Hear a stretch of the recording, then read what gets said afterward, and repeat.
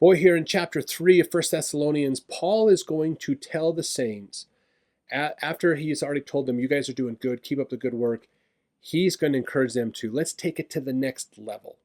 Let's improve your spirituality and keep growing. Verse 1, wherefore, when we could no longer forbear, we thought it good to be left at Athens alone. That's probably where they think that the subscript in the end of this book is going to say, oh, he wrote this from Athens.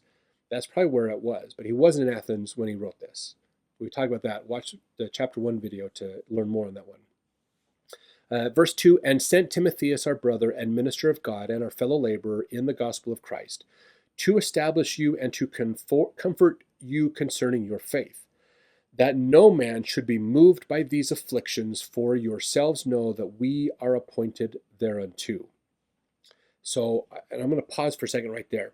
So Paul is really encouraging these saints, guys, we knew, being a saint means persecution. The wicked are always going to fight against the righteous. It's just kind of part and parcel of following Christ. Look at what Christ faced in his life in persecution.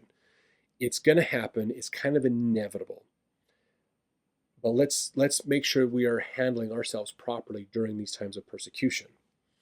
Verse 4, for verily, when we were with you, we told you before that we should suffer tribulation, even as it came to pass, and ye know.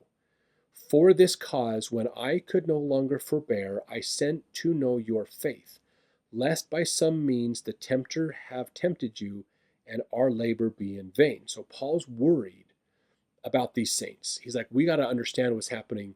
There are a bunch of great saints there, but man, the persecution they're facing is intense, and I'm worried about them. So he sent someone to go find out what was going on and brought a message back. So he wants them to be careful with the temptations of Satan as well as peer pressure by the rest of society, convincing them that they are wrong and they need to stop following Christ. Sometimes it happens in our life. Sometimes we just get temptations of Satan against us. Sometimes it's the peer pressure of the world and the culture and society we live in that is discouraging us from following Christ. When those things happen, it's important that we take the time to examine it and go, do I really want to follow Christ or not? That's the whole crux of this world. Abraham 3:25. That's the whole point of it. Are we going to keep the commandments of God or not?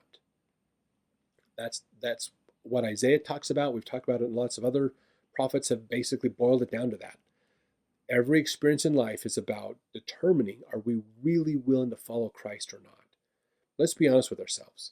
If we really are willing to follow Christ, then let's do more to keep his commandments and follow his example in our life. If we're not, okay, you can do whatever you want, but be honest with yourself and realize what that means, because we know we're going to be in the next life a lot longer than this life. So do we really want to make sure we're following Christ? Christ, God has given us agency to choose, and he really, really, really, really, really wants us to choose to follow him. He's not making us follow him. There is the alternative still, but he's keeping us focused on following him. Use your agency in this direction. This is not unlike a parent telling their kid, well, you can make this choice, but I really want you to go this way because it's going to be better for you. That's what God's doing with the gospel. We can choose to avoid it, but he really doesn't want us to go that route. He wants us to go closer to him, keep his commandments. Verse 6, but now when Timotheus came from you unto us, so it was Timothy that went down and found out what was going on with the saints and came up to deliver the message to Paul, and brought us good tidings of your faith and charity, that ye have good remembrance of us always, desiring greatly to see us, as we also to see you. So Timothy comes back going, Paul, you're going to love it. They love you. They're doing their best. They're striving. They can't wait for you to come back. He's like, oh, that's so good. That's awesome. They're staying faithful. They're doing what they need to be doing. I can't wait to go be with them again as well. It's so much fun to be around these saints. Verse 7, therefore, brethren, it's probably a generic Greek term in there as well. So brothers and sisters, we were comforted over you in all our affliction and distress by your faith. So even though Paul's in a bad spot, he's comforted that they are still members and they're still fellow saints with Christ. Verse 8, for now we live, if ye stand fast in the Lord. For what thanks can we render to God again for you, for all the joy wherewith we joy for your sakes before our God? Night and day praying exceedingly that we might see your face and might perfect that which is lacking in your faith. So the people might be recent converts, which is most likely. Uh, and here's the challenge. When you are a recent convert, you have such a dichotomy because you have all of these cultural traditions and ideas that really aren't that good anymore. They're normal. It's normal to act worldly. It's just the way you've done things.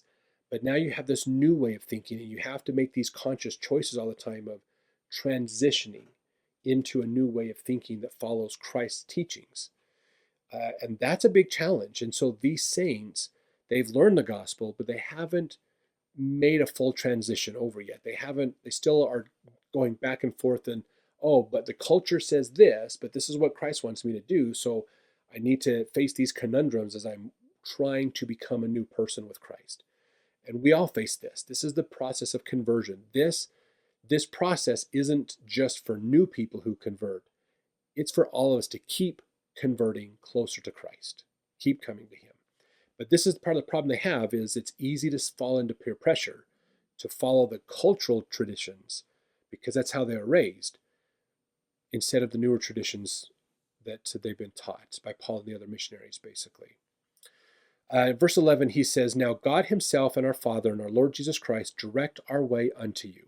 And the Lord make you to increase and abound in love one toward another, and toward all men, even as we do toward you, to the end he may establish your hearts unblameable in holiness before God, even our Father, at the coming of our Lord Jesus Christ with all his saints.